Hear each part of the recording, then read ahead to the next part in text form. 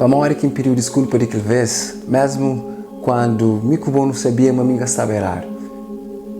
E não te lembro daquela graça que mudou para a de não chama para bom nosso relacionamento sempre foi uma competição onde eu tinha que provar para mim, mas eu tinha capacidade de magoar para mim mais show. Enquanto eu estava preocupado com uma solução para nós, eu estava preocupado com provando eu era capaz de magoar. E aquele pedido de desculpa que eu fazia, que foi me admitir, mas sabe errado não. Foi me admitir, mas que tinha mais solução para nós.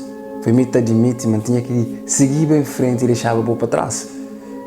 E creio que aquela foi a única decisão mais difícil em minha vida. Foi difícil para mim libertar de boa.